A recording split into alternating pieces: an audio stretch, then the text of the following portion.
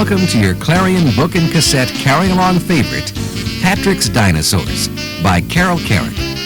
You can follow along with the story and enjoy the pictures. Let's get ready. Our story begins on the page with Patrick and his older brother Hank watching the elephants at the zoo.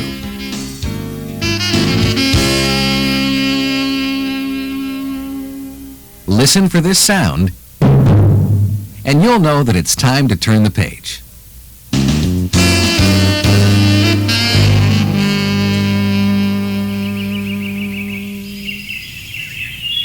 Patrick and his brother Hank went to the zoo on Saturday. They stood outside a tall fence and watched the elephants. Oh, but that elephant is the biggest animal in the whole world, said Patrick. You think he's big? Hank said. A brontosaurus was heavier than 10 elephants. Remember, that's the sound to turn the page. Gosh, said Patrick. If Hank said so, it must be true. Hank knew all about dinosaurs. He knew more about everything because he was older and went to school already.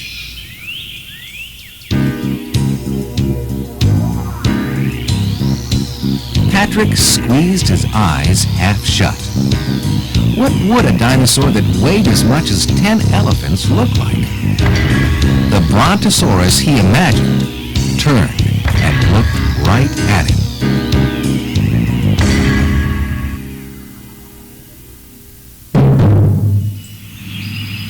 did a brontosaurus eat people? He asked nervously. Just plants, answered Hank.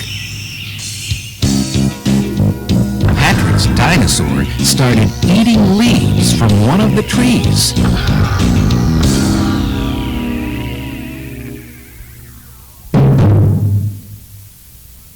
They went to see the crocodiles next. Crocs were Patrick's favorite because he liked to scare himself. Those are shrimpy, said Hank. In the days of dinosaurs, crocodiles grew 3 times that big. Wow, said Patrick. Just their jaws were twice as big as you are, added Hank.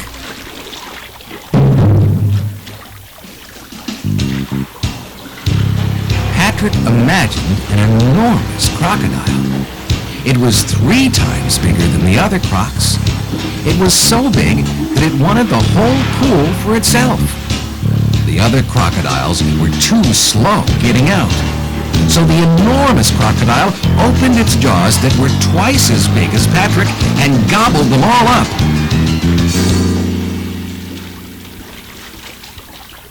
Patrick backed away. we didn't see the monkeys yet. After they had seen the monkeys and the seals, Patrick and Hank went for a row on the zoo lake. Patrick looked down into the deep green water. What was that dark shape next to their boat? Did dinosaurs know how to swim? He asked. Some did, answered Hank. Diplodocus, the longest dinosaur, could stay underwater like a submarine because its nose was on top of its head.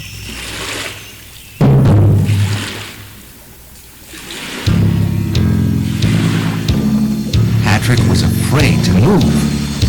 Out of the corner of his eyes, he saw the big thing swimming along next to them. It might rise and dump them over. What's that? He cried.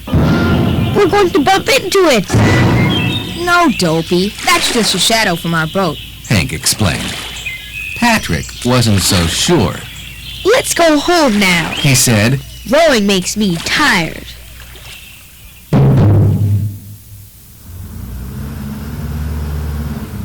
When they got on the bus, Patrick felt better, even though Hank was still showing off how much he knew about dinosaurs. A stegosaurus was bigger than one of those cars, Hank said. but its brain was only the size of a walnut. Patrick looked out the window. In his mind, the lane of cars was a line of walnut-brained stegosauruses. The plates on their backs swayed like sails as they plodded along.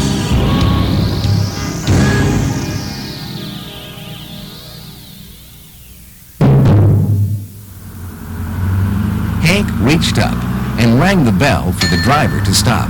A triceratops was tougher than a stegosaurus. He said, It could even take on a tyrannosaurus. The bus stopped at their corner. On the other side of the street, Patrick thought he saw a triceratops waiting for the traffic light.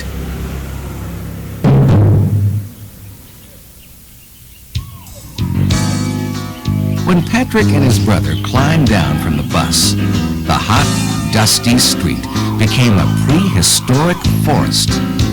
Tropical birds screamed their warning. Too late. A dreadful Tyrannosaurus crashed into the clearing.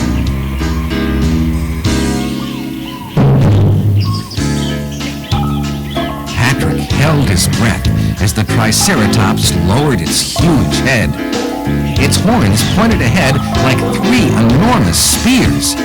When the traffic light changed, the Triceratops charged. Run! Patrick yelled. He headed for their apartment building. What's the hurry? Called Hank.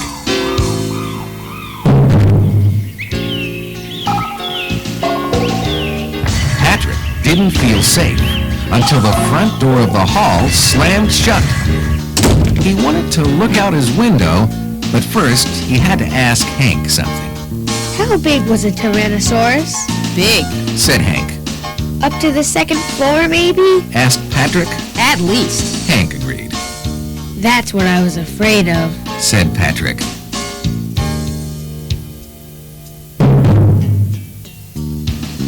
He peeked into his bedroom. Sure enough, the ugly head of the Tyrannosaurus almost filled his window. The dinosaur opened its mouth to show teeth like daggers. Patrick didn't think this dinosaur ate leaves.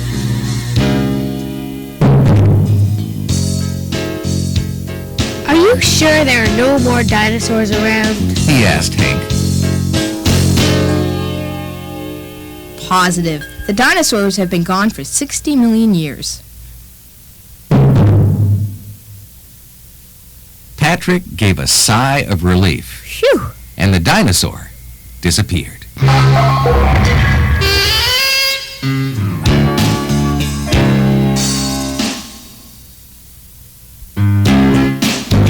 Patrick has quite an imagination, doesn't he? And Hank knows an awful lot about dinosaurs. Would you like to listen to the story again? Just rewind the cassette. Or if you'd like to listen without the page turn sounds, turn the cassette over.